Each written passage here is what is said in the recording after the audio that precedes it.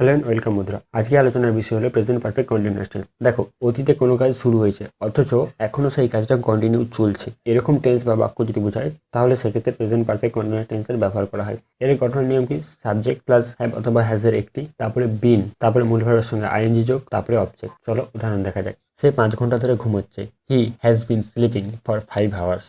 গত 3 দিন ধরে বৃষ্টি পড়ছে। ইট has been raining for last 3 days. 1996 থেকে তিনি বইখানি লেখেন। He has been writing the book since 1996। গত মার্চ মাস থেকে রঘুনাথবাবু এই স্কুলে শিক্ষকতা করছেন। Raghunathbabu has been teaching in this school since last March. Rameshbabu 2 সপ্তাহ ধরে জ্বরে ভুগছেন। Rameshbabu has been suffering from fever for last 2 week. কয়েক বছর ধরে পোলটি নির্মিত হচ্ছে। They have been building the bridge for several years. 1 ঘন্টা যাবৎ ঝড় বইছে। The strong wind has been blowing for an hours.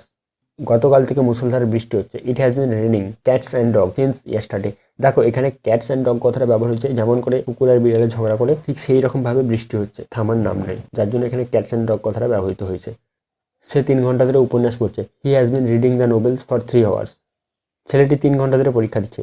The boy has been taking the examinations for 3 hours. 1960 সাল থেকে আমরা মেদিনীপুরে বসবাস করছি। We have been leaving at Medinipur since 1960। আজ 5 বছর আমরা এই সুবিধা ভোগ করছি। We have been enjoying the privilege for the last 5 years. দেখো, এইভাবে প্র্যাকটিস করো, যত প্র্যাকটিস করবে তত ইমপ্রুভ করবে। গঠনের নিয়ম আবার একবার বলে দিই। সাবজেক্ট প্লাস হ্যাভ অথবা হ্যাজের একটি বসবে, তারপর বিন বসবে, তারপর মূল ভার্বের সঙ্গে আইএনজি যোগ, তারপরে অবজেক্ট।